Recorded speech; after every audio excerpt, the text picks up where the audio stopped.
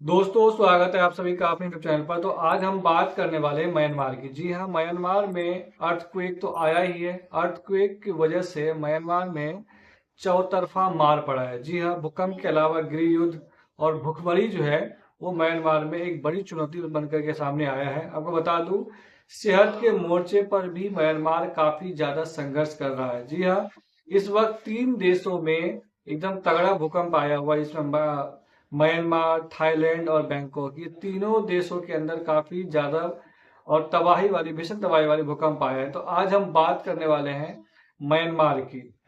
आपको बता दूं, शुक्रवार को आए विनाशकारी भूकंप से पहले म्यांमार गृह युद्ध के आग में जल रहा था। क्योंकि आपको बता दूं, आंग सान सुई की सरकार को खार करके वहां की जो सेना ने खुद सरकार में आ गए थे, जिसकी वजह से वहां पर गृह युद्ध चल रहा था और लोग वहां के हथियार उठा करके जो वर्तमान में सरकार है, सेना के सरकार है, उनके खिलाफ युद्ध लड़ रहे हैं। आपको बता दूं, अब म्यांमार की स्थिति ऐसी है कि गृह युद्ध के साथ साथ उसके देश के अंदर भूकंप के कारण भीषण तबाही हुई है और चौतरफा संकटों का सामना करना पड़ रहा है। आपको बता दूं, म्यांमार पहले ही गृह युद्ध और मानवीय संकटों से जूझ रहा था।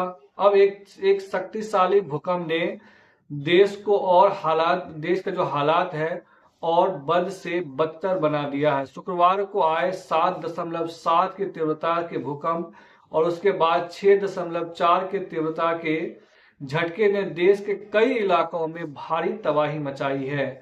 मांडले के पास भूकंप का केंद्र था, जो म्यांमार के अंदर ही है, और जहां से भयंकर नुकसान की तस्वीरें सामने आई है। कई लोगों के मलबे में दबे होने की आशंका है। तो वहीं देश में वहीं देश के संचार व्यवस्था और आवाजाही पर सख्त नियंत्रण होने के कारण बचाव कार्य की भी कठिनाइयां हो रही है। देश के अंदर जो है सेना की सरकार है और लगातार वहां पर गृह युद्ध है, लोग वहां सेना से लड़ रहे हैं। इस वजह से आवाजाही पे वहां की सरकार ने सख्त पाबंदी लगा रखी है। इसकी वजह से वहां पर जो राहत कार्य का, बचाव का कार्य है, उसमें काफी ज्यादा कठिनाइयों का सामना करना पड़ रहा है। आपको बता दूं, म्यांमार में गृह युद्ध और विस्थापन का काम 2021 से ही संकट में है। म्यांमार के अंदर गृह युद्ध और संकट का जो कारण है वो 2021 से शुरू है, जब सेना ने आंग सान सू की निर्वाचित सरकार को हटा करके सत्ता पर कब्जा कर लिया था। शांतिपूर्ण विरोध प्रदर्शनों को सेना ने हिंसक तरीके से दबा दिया, जिसके बाद से बड़ी संख्या में लोगों ने सरकार के खिलाफ और सेना के खिलाफ हथियार उठाने को मजबूर हो गए। आज देश के कई हिस्सा जो है वो गृह युद्ध के चपेट में है। म्यांमार में चीन का भी प्रभाव देखा जा सकता है, वहां पर है, जो 2023 के अंत में सीमा पर संगठित अपराध को रोकने की कोशिश में सैन्य गतिविधियों का समर्थन करता दिखा था। आपको बता दूं, करोड़ों लोगों को मानवीय सहायता की अभी जरूरत है। संयुक्त राष्ट्र महासंघ के मुताबिक भूकंप से पहले ही 30 लाख से ज्यादा लोग अपने घरों से बेघर हो चुके थे। अब ज्यादा लोग, आपको बता दूं, देश में 1.86 करोड़ लोगों को मानवीय सहायता की जरूरत है म्यांमार के अंदर। आपको बता दूं, लेकिन विदेशी सहायता में कटौती के कारण हालात जो है वो म्यांमार का और बिगड़ गया है। अमेरिका की तरफ से 90 दिनों के लिए जो है वो विदेशी सहायता रोके जाने से म्यांमार में इसके जो शरणार्थी है और चिकित्सा सुविधा है वो भी लगभग बंद हो चुका है। ऐसे में आपको बता दूं, म्यांमार के अंदर इस वक्त भारी भुखमरी की समस्या है।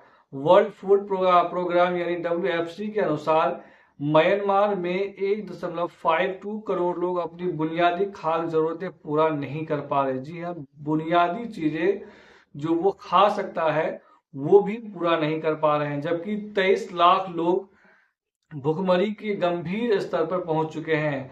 अप्रैल से खाद्य सहायता रोके जाने की वजह से रोकने की चेतावनी दी गई है, क्योंकि फंड की कमी है। यानी अप्रैल के महीने से जो खाद्य पदार्थ है उसमें भी रोके जाने की चेतावनी जारी कर दी गई है, क्योंकि अमेरिका ने 90 दिनों के लिए फंड को रोक दिया है। आपको बता दूं, WFP को राहत कार्य जारी रखने के लिए $60 मिलियन, करीब 500 करोड़ रुपए की जरूरत है। फिलहाल केवल 35,000 जरूरतमंद लोगों को ही भोजन उपलब्ध करवाया जा रहा है, जो काफी कम है रेशियो के हिसाब से।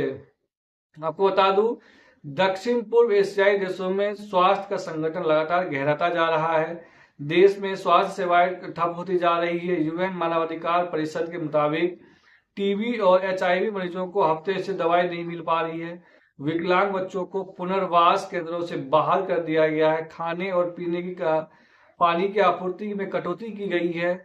और आपको बता दूं, म्यांमार पहले से ही गंभीर संकट में था, लेकिन भूकंप ने उसके हालात को और बद से बदतर बना दिया गया है।